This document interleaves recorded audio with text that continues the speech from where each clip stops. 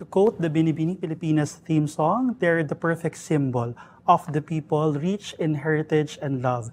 These queens will surely win your hearts or have already won our hearts. I'm Jairo Bolledo, Rappler reporter, and welcome to Rappler Talk Entertainment. For this episode, we have the reigning queens of the Binibining Pilipinas 2024, the Diamond Batch. Of course, we have Trisha Martinez, second runner-up, first runner-up, Christal dela Cruz. We have Binibining Pilipinas Globe, Jasmin, Bungay, and of course, our reigning Binibining Pilipinas International 2024, Myrna Esguerra. Welcome to Rappler, Queens. Thank you. Thank you for having us. From girls to queens, no? From Binibinis to queens. Yeah, of course. So fresh from winning, I couldn't say fresh from winning kasi July 8 pa yung crowning, but thank you so much for granting an interview with Rappler. Such truly fan ng mga beauty queens who give pride to our country. It's our pleasure. Of course. And of course, you're wearing the Manihalasan crown. That's right. The first batch to wear. So for our viewers and for our pageant fans who are curious, kamusta? How is it wearing the Halasan crowns? Myrna? I feel so rich wearing.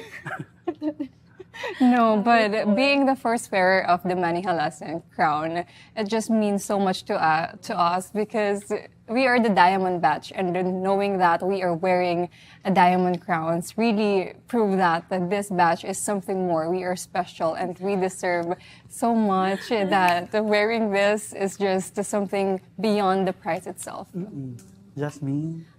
For me, yun nga, I feel very powerful wearing such a crown because we know that it's a multi-million crown. Kaya kami din ayaw namin siyang inuuwi. It's so dangerous. Pero yun nga, parang everything in this edition or this year's Binibining Pilipinas has been very, very special. Even like to the details talaga sila na pinaghandaan nila. Diba? The crown attests to that. And to be able to be crowned that night during a spectacular show, parang one for the books. Exactly. It's really. Yeah, and of course, Trisha, Tala, the runners-up. Para siyang headband. Ganun yung feel niya. Super comfortable and feeling ko talagang the partnership between Binibining Pilipinas and Sir Manny Halasan is so perfect because Sir Manny knows how to really crown a queen. Yeah. We feel so confident, empowered, and we also see the responsibility now that we get the crown. I mean, even without the crown, we open our eyes that we have a responsibility to take as a binibini and now as a queen. Yeah, very well said. And of course, bumagay siya sa mga gowns niyo na talagang crystal and crusted during the finals night. Now, going to our questions now. Yung 60th anniversary of the Binibining Pilipinas is truly a meaningful event. We've had over 100 queens, former winners, and our international winners joining you on stage, diba? And they're watching you. Did it pressure you or put a pressure on you that basically hindi yung audience nyo ay yung mga Binibining Pilipinas winners na talagang gusto nyo i-succeed as title holders? Absolutely. Sobrang pressure namin that night because our audience, as you've said, it's not the normal audience. It's the queens. So being or standing in front of these ladies, these powerful ladies, it's so overwhelming then. But at the same time, more than the pressure, it made us feel empowered that we are being seen by these queens. They are hearing our answers and watching us do our pasarelas on stage. And it's so special and memorable, and I think that this will be forever in our minds talaga. And thank you for Binibining Pilipinas for providing us with such great experience and empowering moment talaga for each Binibinis that night. Well, sa akin personally, like, during the competition, I think it's the nerves. So, like, things like that, wala na siya sa akin. Parang, hindi na wala na siya. Yung, in my head, it was just like to perform and enjoy the show. Siguro nag-sink in lang siya, like, after the competition. Because that night was such a feast and a gift to all pageant fans. And realize lang namin yun siguro during rehearsals. Pero during the night itself, ano kasi ako eh. Laser focus. Kasi nervous lang. Pero ayun, pero sabi ko nga, it's a gift to all pageant fans in the Philippines, and to be able to be crowned that night, it's a core memory talaga. And of course, for our runners-up who also did really well during the pageant. Well, for me po, of course there's a pressure kasi they are very veteran now when it comes to pageantry. And as for us, some of us, it's our first pageant, it's our first national. But then I want to really think that night that they also have been in the same situation like us. They also undergo the same situation, like how we did, the pressure, the nerve, and the backstage. So I like to think in a way that it's okay because they've experienced it too. I don't want to pressure myself. I understand. Yeah. Trish? Well, to be honestly, hindi ko masyado pang pinaglalaanan ng focus na, uy, may mga queens, ganyan-ganyan. Basta ang nasa isip ko nun, kailangan mag-perform. And then, come Coronation night, during glumming up, final retouch, merong isang queen na nag-approach sa akin. Her name is Jeanette. I think she's in her late 40s to early 50s. Tapos nakilala niya ako. Sabi niya, ikaw yung repeater, no? Sabi ko, opo, ako po yun. Tapos, I was praying that moment. Sabi ko, Lord, please give me a sign kasi nangihina yung loob ko. Sabi niya, ikaw yung repeater, no? Tapos sabi niya, repeater din ako. Tapos ng second time niya, na-crown siya. Tapos yung luha ko talaga, gumanon siya. So parang dun nag-sink in sa akin na, oh my gosh, ang daming binibinis na umulit, hindi lang ako. At it's really hard for us na yung courage na sumali siya ulit, na sumali ulit. So, sobrang thankful ko kay Ma'am Janet that time. Saka second time sa Charm. Kylie was crowned in her second try, and Pia, of course, on her third try, and a lot of girls. Yeah. Kayo, Myrna, Tala, Jasmin, meron ba kayong parang queen na nakausap muna prior to the coronation night that just like, na nakabigay sa inyo ng Meron. Nung sa washroom. Kasi niready ko na yung mindset ko, nag-ano na talaga ako, parang pinufocus ko na yung sarili ko. Tapos pumasok si Chanel, Olive. Yeah. And after I was crowned, Mutyanica Pampangan, I was invited to a lot of events. Tapos there was one event I met them along with some other queens during their batch. And I had a picture taken with them, and then I showed it to her. So, she wished me good luck and everything. So, yun, I'm a fan of them. Yeah, me too. I had a few encounters with the queens backstage. First is with Venus Ra. Really? Yeah. But before sa backstage, meron pa sa rehearsal mismo natin. So, the girls were gathering kasi. So, syempre curious ako. I went there then. Tapos, I saw nga Venus Ra was there. Tapos, talking with the girls. Tapos, umabot na ako doon. She was praying for everyone na.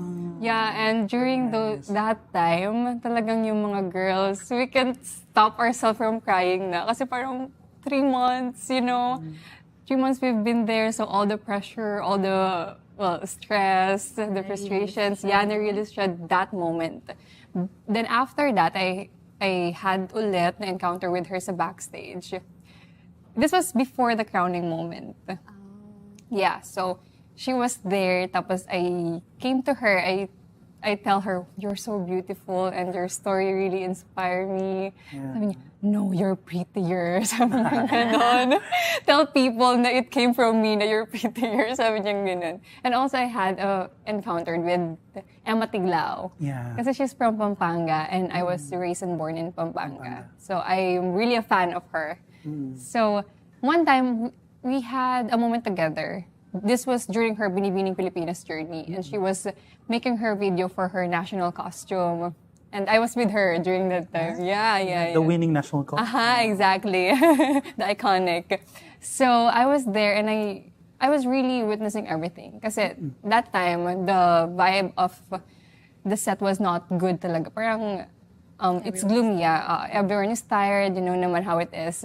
But Emma was still at her giggly attitude. Alam mo yung character ni Ate Emma na even if it's not a good good time, she's the one who's making everyone smile pa rin. Parang ang happy niya katrabaho and ang gaan. So, in my mind, I was like, I want to be like that person someday. And then from there, I'm embodying Ate Emma na. So when I had the chance to speak with her sa backstage, I told her this. She actually don't remember, but she was so surprised and she's very touched with the story. So, And of course, Tala from Zambales. So actually, it's the same thing with Ate Myrna when our queen, Mom Venus Ra, is praying for the girls. So I was there too, was listening with her wisdom and words of affirmation for us. But then, whenever I see someone that I really idolize, I don't know how to approach them. I'm so shy. I feel like I'm frozen. I feel like I froze for a moment because I was so kilig that before I used to just watch you on screen and now I'm seeing you in person, I can touch you. But then I don't know what they do. Maybe it's the kilig. Yeah. So yung fans, parang naisip ko, ang babayaran lang nila 2,000 or 500, pero sobrang all-stars yung makikita nila. Kayo may backstage Gusto, may pass kayo. Yeah. VIP. Yes. VIP kayo. Now, girls, let's go down to our specific questions for each of you because we want to know you better and of course, we want to learn where you are coming from and your inspirations in your very hard pageant journey. Let's start, of course, with Myrna, our bet for the Miss International 2025 next year. So for our viewers, Myrna will represent us next year pa because we still have Angelica Lopez who will represent us this year in November in Tokyo. So Myrna, how does it feel na yung talagang I was talking with other pageant pageant vloggers and reporters as well na parang back-to-back Morena ang ating crown this year. How does it feel na you were crowned by your fellow Morena queen? It's a really special moment. And also, growing up kasi I'm not so confident with my skin color. Kasi we know naman na having fair skin is much appreciated here in the Philippines. So, there are moments na I was feeling I'm not confident with my skin color. So, but I was able to overcome that growing up kasi I'm exposed to different types of beauties here in our society na it's not just having a fair skin na mako-consider kang beautiful. You know, we are beautiful regardless of our skin. So I learned to appreciate my skin color and acknowledge that I'm beautiful even I have a dark skin. And it's really beautiful because being a Morena represents every Filipino. So I think that's really something that we should always remember when talking about skin color. So being crowned by Angelica Lopez, it's empowering. Kasi, of course, my story is also a story of other people. Having dark skin, having a Morena skin. And I think it's about time na we look beyond the skin color, but we look to what the girls can offer, you know, to the crown. What can she do? What's her purpose? And I think that is what helped me talaga to win Binibining Pilipinas International crown. Kasi when you focus on your physical aspect, you will really lose yourself. So you have to dig deeper inside yourself. You have to know what's your purpose, what you're here for, and what you're fighting for. And for me, I'm able to do that. And I'm able to see clear on what I'm here for. And that's for the people talaga. People who's been there since day one for me. Kasi without them, I won't be here and I won't realize my purpose. So I'm really thankful for the opportunity of Binibining Pilipinas that was given to me and Angelica. Because now, all the little girls out there who's dreaming to become a Binibini queen someday, who's have a dark skin color or morena color, you now have the power to do so. Because it's not just about having a fair skin.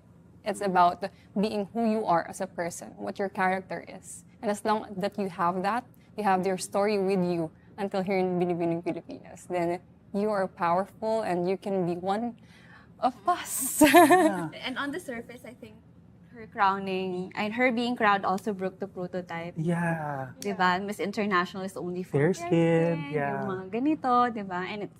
And it happened back to back. So, diba? 1 year after another. So, ayun. more empowering to, especially to Morena, na yung Miss International, It's hindi not lang just siya about- pang It's not limited to having fair skin. And Myrna, of course, meron na tayong mga winners from the past sa Miss International na morena rin naman. exactly. But it's so hard for dark-skinned or brown-skinned women to win the crown. In fact, we never had an African queen winning the Miss International crown. So your empowerment and confidence about your skin color, how are you going to use that in your pageant next year to stand out? I think being different is going to make you stand out talaga. And you really have to embrace who you are. Because when you're confident of who you are as a person, not just about your physical aspect, but what can you bring to the table, right? Because as Andrea Rubis said, or Miss International 2023, being Miss International is more than just your physical aspect. It's about knowing and understanding that being Miss International is it's a job. And once you understand that, then you have these things that you can be prepared for, right? So I think being a Morena is something that really special, and it's just a matter of how you use it in your own advantage. And of course, I'm preparing for Miss International next year, but of course, I need all the help that I can get. That's why I'm gonna tap our previous Miss International queens, especially Nicole Bermeo, Miss Patch Magtanong, and Miss Hannah Arnolds, and a lot more. Our recent queens. And according to pageant fans, you are the first, if not the first crown queen from Abra. How was it winning the crown for you, coming from a province far, far away from Manila? And geographically, Abra is so far from the capital. So how is it like winning the crown for your province? They're very happy. At first, it was really challenging talaga. Kasi nga the first time representing my province, tapos first time pa ng Abra talaga in Binibining Pilipinas. And also, it's my first national pageant. So it's a challenge talaga for me and for my team. But then as the pageant goes on, parang dun na nag-start talaga yung support system from my province na I can really hear their support on social media, and I'm really grateful for that. So winning the crown, I actually had my homecoming. Recently. Recently. Opo. And they were very happy talaga. And now, we are very proud as an Abrenians. Kasi even though we're far away from the city, diba, people know that Abra exists, Abrenian exists, and we can do so much more. And I think that the people should watch out for that. And I'm really expecting a lot of beauty queens coming from my province now that we've started it. Yeah. With a bang. Top crown agad. Saka you literally put Abra on map. Kasi talagang for other people, they call it among the non-existent provinces, especially for who are not familiar with our geography. But of course, we know Abra really well, and we have a lot of great people from there. Of course. Yeah. Actually, at first, when people ask me what I'm representing, sasabihin ko Abra province. Where's that? Saan yan? Saan region yan? They didn't know that it was in Luzon. Yes. Talaga, in Mountain Province, in Cordillera. So now, they know where. So I'm really happy for that. And that's one of the powerful things that the pageants can do. Talaga, it's to promote a place, a tourism, and people. Yeah. What was going through your mind during the pageant night? You've won a lot of special awards along with Tala. Talaga, ang dami yung awards na napanalunan. But then again, as pageant fans, we also know that there's this curse na tinatawag nila that if you won many awards, they might not give you the crown. So what was going through your mind at that time when you won Best in Swimsuit, Best in Evening Gown, along with Catriona Gray, joining the leagues of Catriona Gray, Janina San Miguel, diba? And Gabriel Basano. Nung nakuha mo yung awards na yun, kinabahan ka ba or nag-boost siya ng confidence mo to eventually really perform during the Q&A? Yes, actually, it puts pressure na I should do better sa Q&A. And of course, receiving all those awards, I'm very grateful. Kasi not everyone can receive all those awards nga. But it's important to remind yourself to be grateful pa din and to stay humble and grounded. Kasi not until the pageant ends, you can't claim something pa eh. Even though you get almost all the awards, you have to remind yourself na it's not done yet. There's a next round pa, which is the Q&A. So you have to prepare for that. And you have to prepare your mind for that. Kaya, while I was receiving those awards, parang in my mind, okay, Q&A next, Q&A next.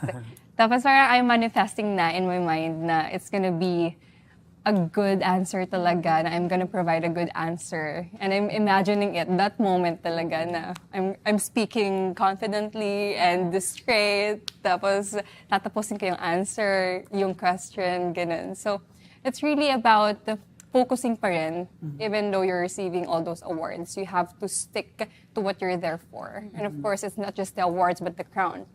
So you have to remind yourself of that. And always, be humble talaga and grounded.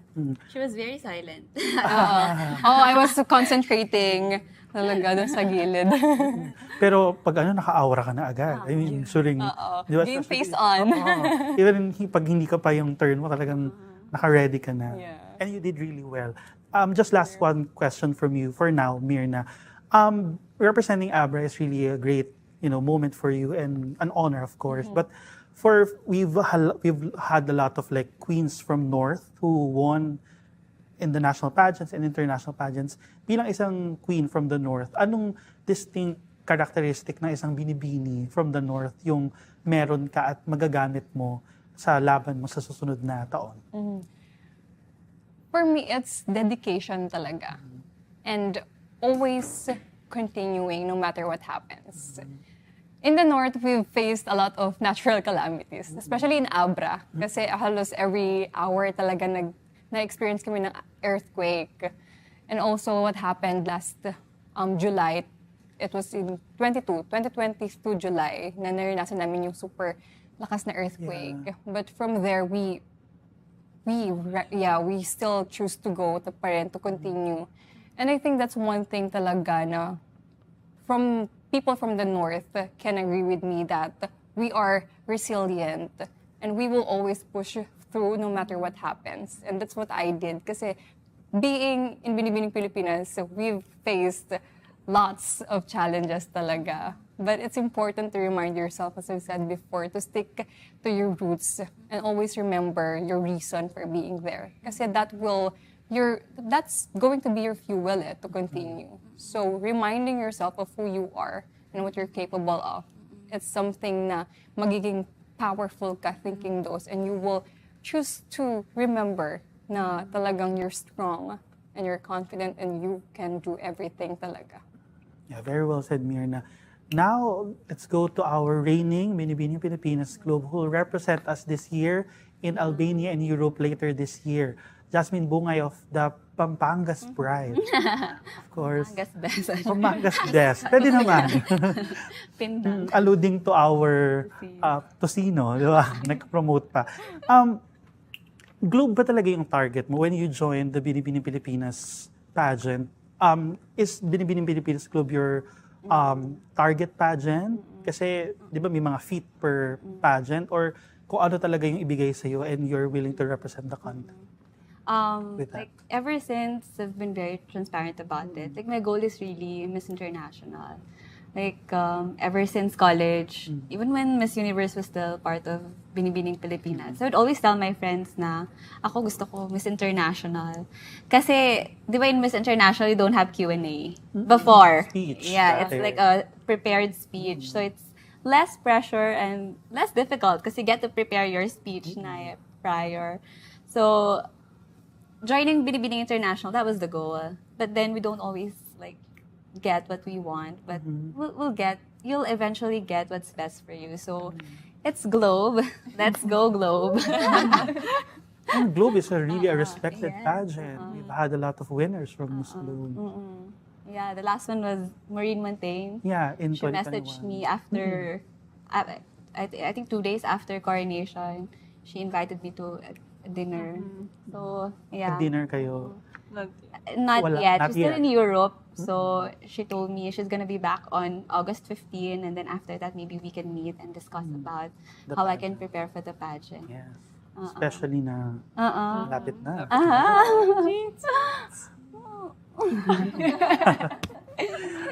So Siyempre, Jasmine, you also joined Miss Millennial Philippines, a TV show in Itbulaga.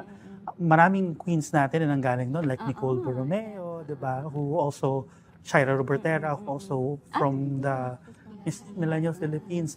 How did it prepare you, your past pageant experience? Because you've also joined a lot of pageants in Pampanga and other parts of the country. How did it prepare you to joining Binibining Pilipinas? Well, during Miss Millennial, I think I was still 19 years old back then, very young. So I did not really, seriously take it. I only had my friends who would help me like do the stuff that they required us to do, and I was just really enjoying that. I was not focused into like really winning or gaining something from it. To me, it was just a responsibility that I had to do after being Miss Pampanga, and I didn't want limelight or like exposure to national pageants back then. I didn't want that. It was just that it was a responsibility. I had to represent the province because I was Miss Pampanga at that time. But from that, I learned na if you're not really focused into winning, then you wouldn't prepare. And you wouldn't really like anchor all of your actions into actually winning. So this year, when I decided to join Binibining Pilipinas, like I really took time to prepare myself in all aspects and tap the right people, because back then when I was in Miss Millennial, it was only me and my friends, not even and then all of the decisions were decided for me by other people. I didn't get to choose my gown or stuff like that. I was just like a passive candidate. I wasn't really active on a lot of the aspects of the pageant. But this time around, I really made sure na I get to have a say on all of the aspects of the pageant. And I think that translated into like a good performance all throughout the competition. Yeah.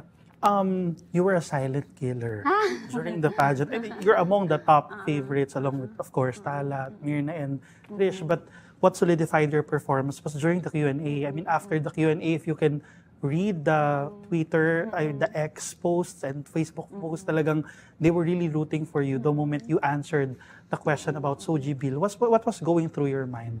Kasi generic yung question eh. Mas ang question ay anong sasabihin mo sa mga tao if you can speak to them. Why is Soji Bill the first thing that came to your mind? Well, I actually shared this story on social media and on our prior interviews. Before the Q&A, we had the evening gown competition, diba? Tapos, like, we only had 5 to 10 minutes to change from our swimwear to our evening gown. And it was a total mayhem backstage. 5-10 minutes, like, I couldn't imagine how chaotic it was. So I had a brief moment there. I was sitting at the last step of the stairs dun sa gilid nung dressing room namin. May nag-aayos ng gown ko, may nag-aayos ng hair ko, tapos ang daming tumatakbo backstage. And most of them are part of the LGBTQIA community. Most of the people backstage are part of the LGBTQIA community. Nagka-moment lang na ako na parang it was like a surge of gratitude towards these people. Na sabi, grabe, sobrang passionate nila. Kasi parang sila din super, nagugulahan na. They're very passionate about pageantry. And pageantry is for women. Parang hindi naman talaga para sa kanila. Yeah. Pero sobrang heart nila for pageantry. So parang lang talaga ako doon. Nagka-surge, parang super thankful lang ako to this community. And sinabi ko sa sarili ko na lahat ng makikita ng tao there, lahat ng yung magiging performance ko, it's an ode to them. Parang ganon. It's because of them and it's my way of giving back to them. And nung na-ask ako that question, parang yun na yung unang okay. No, actually may dalawa. Siyempre, yung story natin as an OFW, or yon. Kasi nandun na siya, it's at the back of my head. Pero nga siguro merong aspect na, yung sa Soji na. Kasi parang, it's a platform that I can use for these people. So why not use it at that time? Yeah. And nagamit ko naman na yung platform for my advocacy for OFW visibility. So I think it's time na to like use it for a greater purpose. And prior to that, parang as part of my Q&A preparation, so I was listening to like podcasts about current events and issues. And before that, I listened to one podcast where they extensively discussed about SOGI SC bill. And during the and at that moment, parang ako din, parang it was nice to be educated about it. And I want other people to understand SOGI SC like extensively also to further understand yung bakit siya important in our society today. And you've used your platform really well. You've mentioned it already, but you are a literal global woman. You've been an OFW before in the Middle East. So how did it help you to prepare for your Binibining Pilipinas pageant? And I've heard that you've talagang parang iniwan mo ang mundo mo doon na you're living a comfortable life there and you chose to leave it behind and join Binibining Pilipinas, and it was worth it. Yes. So how was it? Siguro, how did it help me for the competition? First of all, it helped me financially. It helped me finance the competition because you really have to prepare enough money to stand a chance in the competition. So that, and then I was also doing modeling back in Dubai. So I think the exposure to stuff like that, putting yourself out there, I think that helped. And what else? Siguro yung parang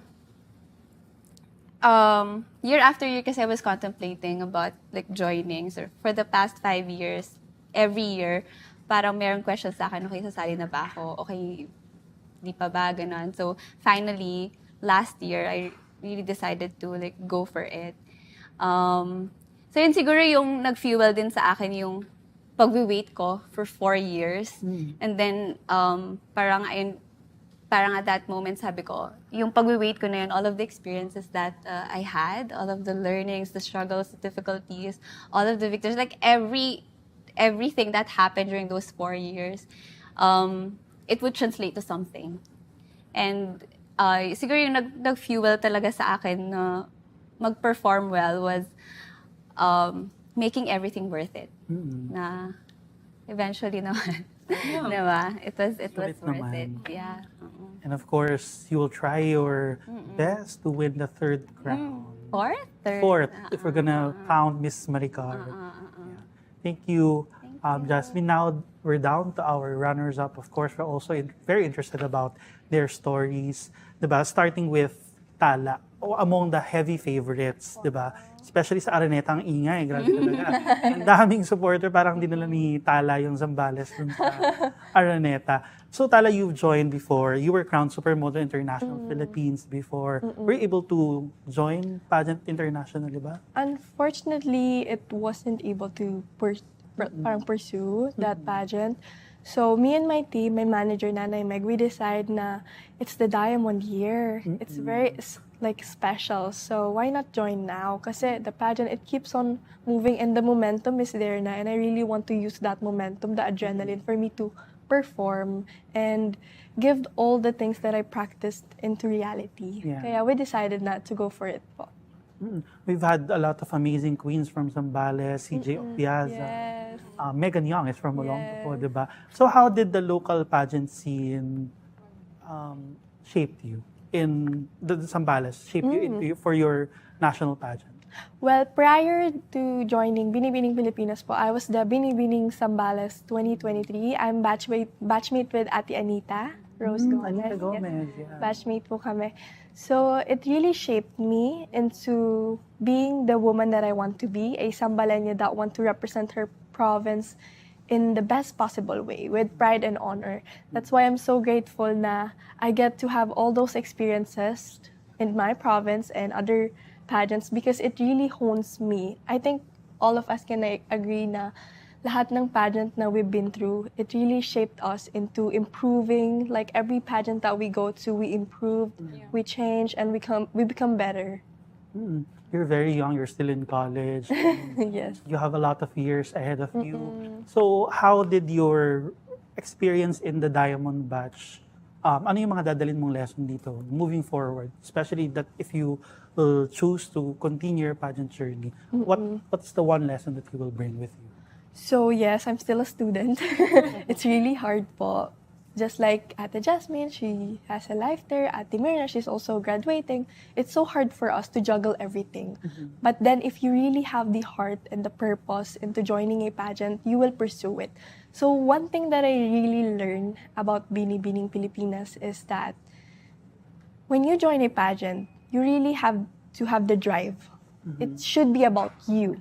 Kasi if you just think about what others think, like you should join because you're so beautiful and I think you're good, it's not gonna be about your story. It's gonna be their story. And what you want is to show yourself, because if you show yourself, that's when you get the inspiration, the drive to share it to other people. And that's how you became a beauty queen that has truly the heart for everyone. Very well said. Now, Trisha, our Binibining Pilipinas second runner-up. Trisha, this isn't your first pageant. As pageant fans are really very familiar with you. You've already won Miss Tourism Philippines in 2021, and then you crossed over to Binibining Pilipinas last year. And everyone was expecting na mananalo ka last year, especially with that stellar performance, that beautiful gown. So how was your this year's experience differ from other pageants na nasalihan mo compared to last year and the first one? Okay.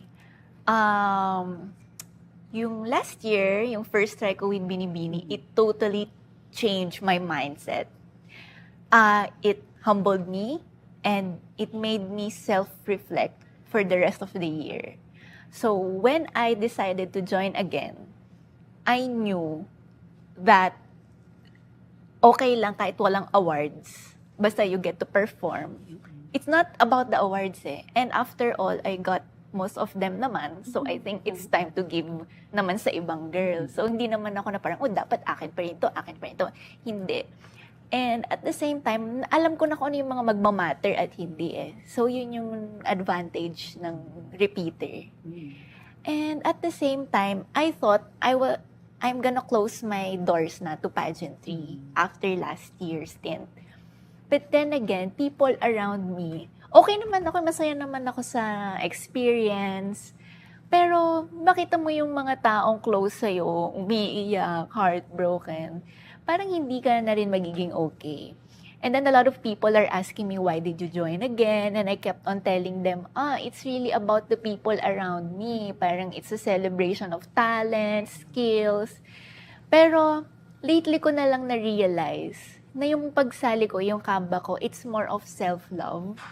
Nakakalimutan ko na pala yung sarili ko. And na-push ko yung sarili ko na yung mindset, yung fortitude, parang dun ko talaga, dun ko naisip na, and na-realize na I can do more pa pala. Kaya ko pa pala. So, and talagang nag-reflect yun sa performance mo this year. You were even more confident. Confident ka na the past 2 years, editions. But now, talagang nag-reflect siya. Even with your Q&A, that was a very good, heartfelt question and answer. Response to the Q&A.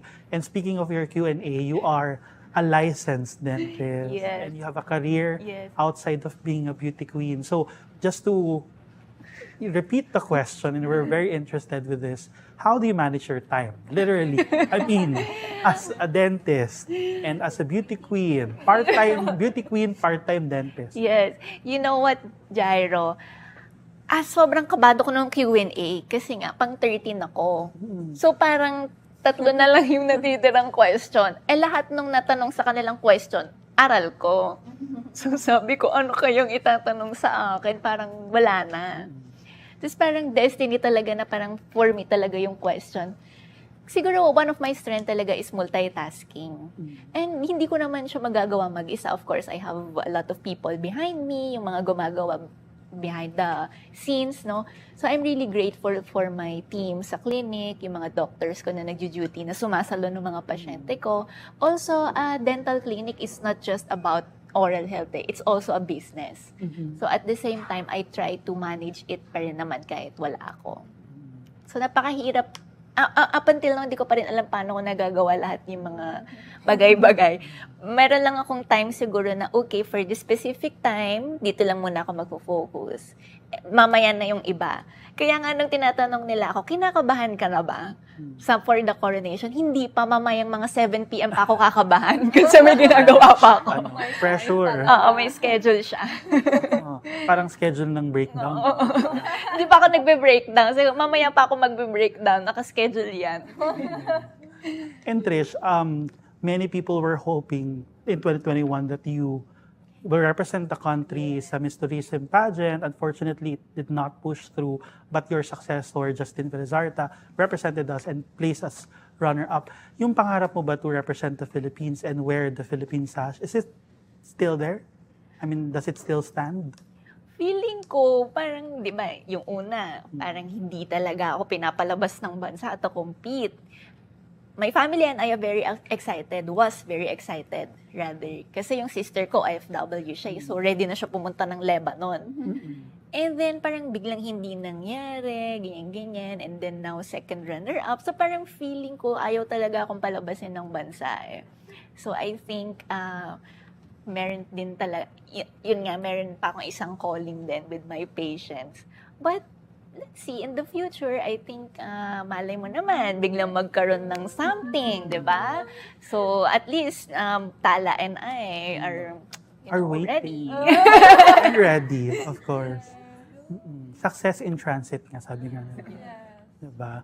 So, I mean, just to close our conversation, a really interesting conversation, I have a lot of last questions for you, Queens. So, ngayon na talagang you will represent the country this year, Myrna next year, what are your next plans now, Queens? Myrna muna. Well, for now, we're really focusing on our responsibilities as Binibining Pilipinas title holders. And we're planning to do that until the end of our reigns. And of course, the preparation will always be there. We have a training this Saturday. So it doesn't stop. Alam mo yun. Even after the coronation, it doesn't stop talaga yung pag-i-improve mo sa sarili mo. It's continuous. And also, my plans after my reign, for now, I'm not sure. my attention kasi is on Binibining Pilipinas muna and on how I will represent the Philippines in Japan next year in Miss International. So I'm really focusing on that. And after my reign, maybe I'll decide on what to do next with my career. We'll cross the bridge when we get there. Well, as for me, because my competition is fast approaching. It's gonna be in October. I've already did some minor preparations, like going to some designers for my lookbook, my outfits for Albania. But then, to be very honest, I think I can't really put myself into the zone zone of preparation unless I get to have a vacation first. Kahit 3 days muna. Kasi I really want to prepare for Miss Globe. But I think I'm still reeling from Binibining Pilipinas, the experience, the crown. So I have to reset my mind and to make sure na yung focus ko talaga dun na sa competition. So I think I need a vacation. Yeah. Yun. Tapos, during our reign, I feel like it's really a test of character for us because we've said a lot during the pageant or advocacy is and how we want to help the society. So I think it's a test of character for us. Na after winning, how we can maximize the potentials of the platform, not just for advocacies, but also for relevant issues and problems in the society. How can we be a gap where there is a gap? Because as beauty queens, you don't only want to be seen as yan to, mga naka-makeup, naka-prim and proper lagi. Di ba, we wanna really level up how people see beauty queens. If we have already queens, we're doing that and we hope to continue that also for the next generation of Very well said. And our runners-up? Well, for me po, I have always believed in the quote that every day is a new chapter or a new day for you to learn and grow. So siguro I'll focus more on my studies now since during the pageant season, the 3 months, marami po tayong naging absences. So I want to make bawi. I mean, I comply naman po with my professor, but I really want to focus on my studies right now since I'm incoming third-year college student. So that's what I want to do with my life now. And then with the rain, of course, just like Ate Trish, I think my strength also is juggling pageantry and my personal life. So that's what I'm gonna do whenever we have a callback, we have to host something, we have an interview. Of course, I will make time. I will make sure that I'm gonna be there and do my purpose as what I've said during when I was still a binibini and now was a queen. Trish? Well, ako naman, continuous pa rin yung clinic, no? Meron nga akong mode, okay, dentist mode on. Mamaya na yung binibini, bukas na yan. Pero the priority is of course binibini, no? Syempre, once in a lifetime lang at saka may limited time lang yung pagiging Binibining Pilipinas second runner-up. So, to my patients, I'm really sorry. Binibini comes first and then you. Very well said. For our last questions, we want to hear your response to this. Sa age natin ngayon, marami nagdi-diminish ng importance ng beauty pageant at ng roles ng beauty queens sa society natin. But in the Philippines, we have a different story. So for our last question, and I want to hear each one of you respond to this. What is the essence of being a binibini in today's life natin, sa society natin ngayon? Paano naging relevant pa rin yung isang binibini katulad nyo? Myrna? You know, being a binibini, it's more than just wearing a sash, representing your province. As you know, Binibining Pilipinas is focusing on charities now. We are helping a lot of people, especially children. And actually, we've partnered for the 60th edition of Binibining Pilipinas. We've partnered with World Vision Philippines, which caters to children all over the country. And the essence of being a binibini now is how we use our platform talaga and how we use our voice to let these children be heard. You know, I'm sponsoring a child under World Vision, and that is because I found out that there are children who are also just like me before as a kid growing up, but don't have all the resources that I need. So now that I'm able to help a child under World Vision Philippines, I did that during my Binibining Pilipinas journey, and I plan to do that with more children under World Vision Philippines. And you know, being a student, of course, we have responsibilities, but that doesn't mean that we can't help.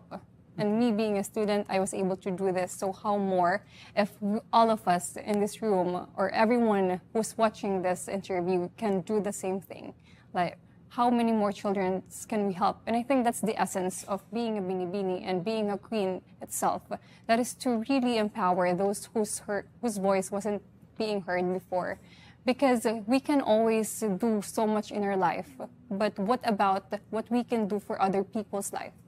It's not just about speaking, it's about making your voice be heard talaga to all the corners of the Philippines and internationally as well. Jasmin? Well, for me, during one of our activities, like we had regional tourism directors speak to us, like about the roles of beauty queens, like from the perspective of a tourism officer, and that really widened my perspective, like on our roles as beauty queens. And my favorite part from that talk was how he described beauty queens as the guards of our culture, and we also play a part in promoting our tourism, not just with our own provinces, but when we get to compete abroad, we get to also promote tourism in the Philippines.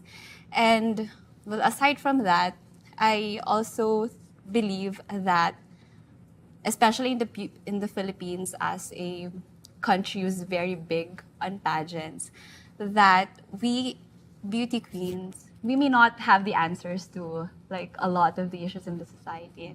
We may not be part of the solution in all the issues in the country, but wherever we can help, wherever we can use our voice, wherever we can rally fans and our supporters to support a certain cause, we must do it. And I think that's very important of us as beauty queens to really use our platforms, not just to win crowns abroad, but to rally people, especially our supporters, into the causes that we think are relevant in the society. Very well said, Jasmin. Tala and Trish. You know what po? Pageantry is indeed a celebration of femininity. It's a diverse celebration of beautiful women with their own stories. The mere fact na we get to represent 100 beautiful queens on that stage who've been inspiring a lot of women, children, and people around the world, it's so amazing to see that. And I think that's the biggest essence of pageantry. It helped a lot of people to be inspired, just like me po. Before, when I was a child, I used to be so afraid of my social life, on my social status, na I'm so afraid to be public that they might judge me because I came from a very humble beginning. I don't have enough resources or I don't have the wealth. But then those beauty queens, just like Miss Venusra, she was able to inspire me. I draw strength from her that if she can do it, why can't I? That's why for me, pageantry is so powerful in today's society. That's why us beauty queens, now as queens, we have the responsibility to always consider and take a chance into inspiring others. Because that's our purpose. That's where our heart will forever beat. And Trish. Ako naman, meron akong issue-share. I'd like to tap on the personal aspect naman, no? Yung binibini kasi naging deepest why ko siya, ba't ko natapos yung dentistry school. So parang, nung I entered college at 15, sobrang hirap niya. From a small town girl to Manila girl, it's really hard for me. Sabi ko, kailangan ko matapos to. Kasi gusto ko, kapag sasali na ako ng binibini, Trisha is the Lawrence, kemerut, ganyan. Gusto ko yun yung sabi ko, hindi ko pwedeng mabagsak to kasi magbibini-bini pa ako. Gusto ko ganito yung description sa akin. So, yun yung naging essence ng pagiging binibini sa akin. Kasi gusto ko maging katulad nila ng mga napapanood ko sa mga TV. And gusto ko sobrang okay yung credentials ko. And yun, parang to serve also as inspiration sa iba na yun talaga yung goal. I joined Miss World kasi yun lang yung open that time. Binibini kasi yung parang na-hold na gawa ng pandemic. And then Miss World yung naging open. But I'm also grateful to that organization. Up until now, they are very supportive and I think they watch the Binibini and I'm friends with Shyla, I'm friends with all the queens D&D. Yun. Kaya, to me, Binibini is the ultimate goal of mine. Thank you so much, queens, for gracing us with your very important time and talagang raising awareness about the importance of beauty pageant today and of course, representing the country in the future. Diba? Hopefully. Thank you so much again and Thank you. Thank you once again, Trisha Martinez, Christal de la Cruz, Jasmin Bungay, and Myrna Esguerra. This has been Rappler Talk Entertainment. I am Jairo Bolledo. Thank you for watching.